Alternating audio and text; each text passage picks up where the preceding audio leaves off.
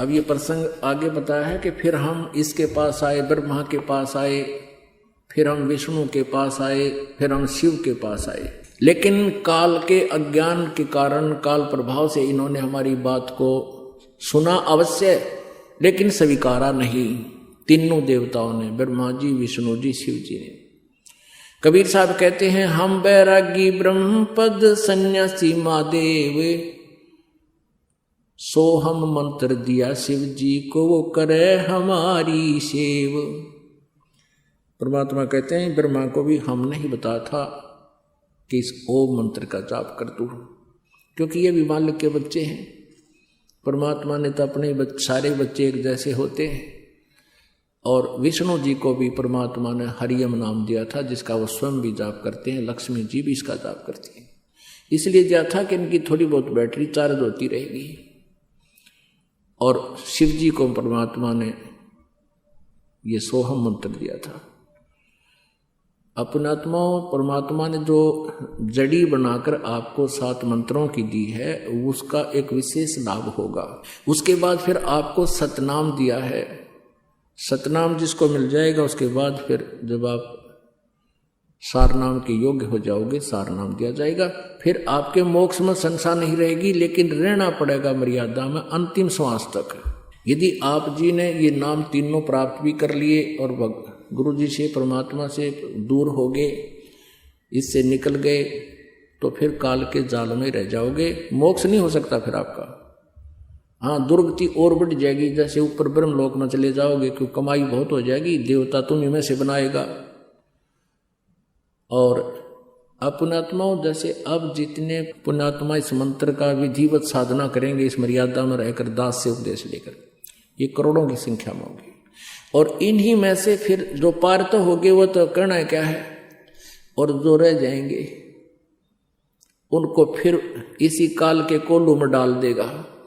पहले स्वर्ग में, महास्वर्ग में, स्वर्ग में, ब्रह्मलोक में, महास्वर्ग में, स्वर्ग में। फिर जैसे प्रथम मंत्र का जाप आप करते हो, फिर कुछ दिन ब्रह्मा जी के लोक में प्रथम मंत्र की कमाई नाश करवाएगा तुम्हारी। और फिर विष्णु जी के लोक में जो आप 7 मंत्र में से विष्णु जी का जाप करते हो, उसकी कमाई विष्णु जी के लोक में गण बना देगा, देवता बना देगा, आपकी पूंजी नाश करवाएगा। फिर शिव जी का जो जाप आप करते हो 7 मंत्रों में, प्रथम मंत्र में जो एक नाम है, उसकी कमाई शिवलोक के अंदर आपकी बर्बाद करवा देगा। उसके बाद सतनाम में जो प्रथम मंत्र ओम है, उसकी ब्रह्मलोक के अंदर वहां देवता बना देगा। वहां नकली सतलोक, अलखलोक, अगमलोक, अनामी लोक भी बना रखे हैं इसने, और वहां ओम नाम के मंत्र की कमाई वहां नाश करवा देगा। और फिर आपका रहा वो सतनाम में दूसरा मंत्र, उसकी कमाई से फिर आपको पुनर्जन्म प्रारंभ होंगे मनुष्य के।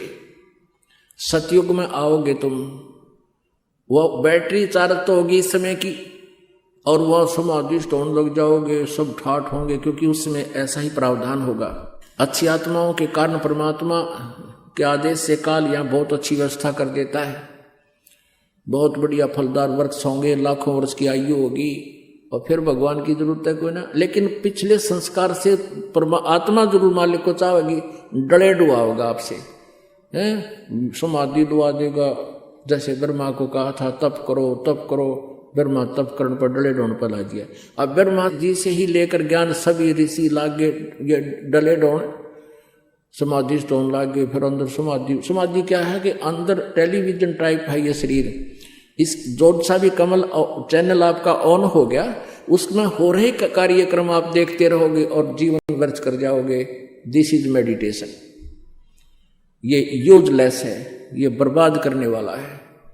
तो ऐसे सतयुग बर्बाद करवा देगा, फिर पुनक्षीण हो जाएंगे, फिर त्रेता युग में तुम्हें आना होगा, फिर और आपके पुण्य नष्ट होते जाएंगे। फिर द्वापर में फिर वही अच्छी आत्माएं हैं जो आज तक परमात्मा की चाह है इनको, अब कलयुग में आएंगे। अब पुण्य तो सतयुग त्रेता द्वापर में तुम्हारे नष्ट हो लिए। शास्त्रों कुल साधना तुम्हारे पास है नहीं। आप पर जो आपदाएं अब प्रारंभ होगी, उनका कोई निवारण आपकी उन साधनाओं से नहीं हो सकता जो तुम कर रहे थे किसी भी धर्म या पंथ में। और अब परमात्मा ने ये समय इसलिए निर्धारित किया था। काल ने तो सोचा था कि मैं ऐसा बिगाड़ दूंगा इनको, ये भगवान बजाय नहीं गए।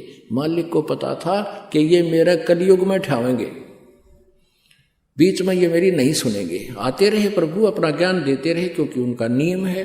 वो जैसे बच्चे बिगड़ जाते हैं किसी बाप के, वो पीछे पीछे फिरता रहता है, वो बेसिक ना मानो उसकी बात नहीं। उसको मालूम है कभी इनकी देह टूटेगी जब मानेंगे ये। अब कोई बच्चा मान ले, बकवाद करता है, चोरी करने लग गया, पिताजी मना करता है, नहीं मानता है, शराब पीता है, फिर किसी दिन पकड़ा भी जाओगा, उसके जूते भी लागेंगे, सजा होगी, पिताजी फिर भी कोशिश करेगा ये छूट जावे और इसका जन्म सुधर जाए, अपना फिर धंधा कर ले। तो मानना जब है तो उसकी देह टूट लेगी। तो अब हमारी देह टूट ली, अब कलयुग में हम आ लिए, सब पर आपदाएं आ रही हैं, पिछले पुण्य रहे को ना। जो साधना हम कर रहे हैं वो शास्त्र विरुद्ध है, उसका कोई लाभ नहीं। तो अब हम परमात्मा के ठहराएंगे, यानी अब हमें मिलेगा भगवान। और इसलिए दाता ने ये समय दिया था कि ले तू कर ले जो तने करना है, और जब कलयुग होगा जब मैं आप देख लूंगा। अब इसने तो चाल चाली थी कि पहले अपने दूत भेज कर भ्रमित करवा दूंगा। परमात्मा ने चाल चाली थी कि पहले इसके दूत आकर वो एंड बैंड उआ बाई बोल लेंगे, वो बकवाद बता देंगे सब, और फिर मैं शास्त्र अनुकूल साधना सत्य ज्ञान सब समझाऊंगा। ये पुण्यात्मा शिक्षित होंगी, सदग्रंथों को देखकर उन अज्ञानियों से अपने आप भाग आऊंगी मेरे पास। और ज्ञान सब ज्ञानड़ी, कबीर ज्ञान सो ज्ञान, जैसे घोड़ा तोब का इब करता चले मैदान। अब परमात्मा का विज्ञान मैदान करेगा और सबका अज्ञान अंधेरा हट जाएगा, और सभी पुण्यात्माएं परमात्मा के पास आएंगी। जिन सुखों को आप ढूंढ रहे हो यहाँ आपको फ्री में मिलेंगे। आपकी आपदाएं टलेंगी, आपके प्रारब्ध के पाप नाश होकर के आपके पुण्य प्रफुल्लित होंगे और आपको भगवान मिलेगा। बोलो सतगुरुदेव।